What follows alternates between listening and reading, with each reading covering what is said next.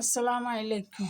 আজকে আমি জলপাইয়ের মোরব্বা বানিয়ে দেখো। আচার তো সবাই খায়, আচার সবাই বানাতে জানে, খুব সুন্দরভাবে জানে সবাই। এখানে আধা কেজি জলপাই, আধা কেজি থেকে আরো কমে গেছে, ভালোগুলা বেছে নিয়েছি।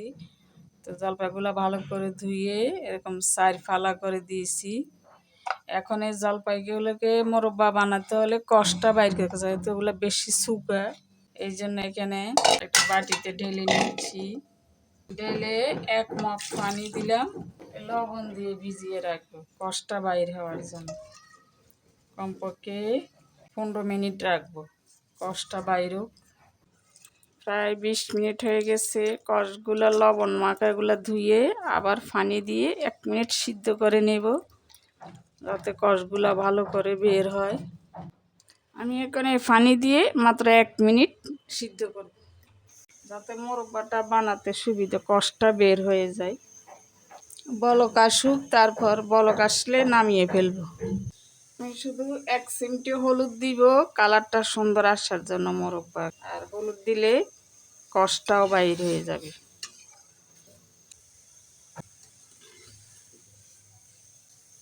টক বের হয়ে গেলে মোরব্বাটা খেতে ভালো লাগবে। আমি এখন এটা নামিয়ে ফেলবো, নামিয়ে ফেলে সেঁকে নেব। আমি এখানে 1 কাপ চিনি দেব, যেহেতু 250 গ্রাম জলপাই 1 কাপ দিই। টকটা তো আমি বের করে ফেললাম, 2বার করে, একবার লবণ পানিতে ভিজাইলাম, আবার সিদ্ধ করলাম। একটু ক্যারামেল করে নেব। এখানে 2টা তেজপাতা, 2টা এলাচ, এলাচটাকে একটু ফেটে দিব, আর 2টা দারচিনি। একটু ক্যারামেল হয়ে আসুক, কালারটা সুন্দর হওয়ার জন্য ক্যারামেল করতেছি। একটু বিট লবণ দিছি। এখন দিয়ে দিচ্ছি যাতে চিনির শিরাটা বেশি করে ঢুকে, চিনির শিরাতে সিদ্ধ হোক। একটু ঢেকে দিব, একটু হালকা করে নেড়ে চেড়ে দেব, না হয় ভেঙে যাব, ভেঙে গেলে আবার সুন্দর লাগবে না। চিনির শিরাটা টানুক, ভিতরে ঢুকুক। একটু লেবু রস দিয়ে দিচ্ছি যাতে ফেনাটা কমে যায়।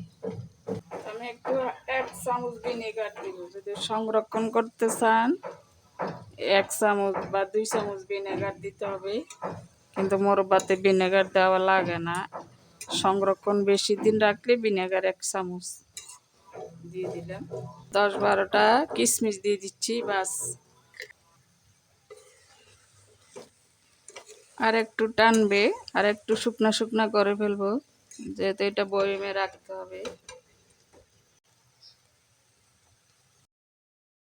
আমার হয়ে গেল জলপাইয়ের মোরব্বা।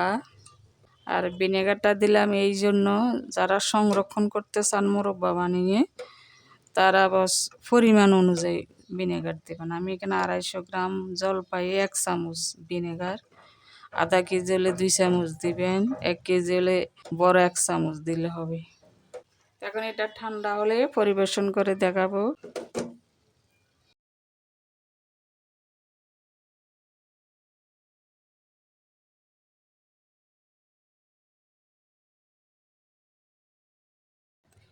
এটা যে কি টেস্টি এই মোরব্বাটা, আপনি বড়ই দিয়ে বানাতে পারবেন, জলপাই দিয়ে বানাতে পারবেন, আমলকি দিয়ে বানায়। আমি আমলকি দিয়ে বানিয়ে দেখাবো আপনাদেরকে। আমলকিটা তো শরীরের জন্য উপকারী, তো আজকে জলপাই দিয়ে বানাই আপনাদেরকে দেখালাম। এটা বানিয়ে একবার বানালে বারবার খেতে ইচ্ছা করবে, আর বাচ্চারা পেলে তো হলো। এগুলো স্বাস্থ্যের জন্য খুবই ভালো। ভাজা তিলগুলা আমি ভেজে নর্মাল ফ্রিজে রেখে দিই। তো আমার হয়ে গেল ক্যারামেল জলপাইয়ের মোরব্বা, খুবই সুস্বাদু, টেস্টি। একবার বানালে বারবার খেতে ইচ্ছা করবে। ভালো লাগলে লাইক দেবেন, কমেন্ট করবেন, একটু শেয়ার করবেন। আপনারাও তৈরি করে খাবেন, দেখবেন অবশ্যই অবশ্যই ভালো লাগবে। তো ভালো থাকেন, সুস্থ থাকেন, আল্লাহ হাফিজ।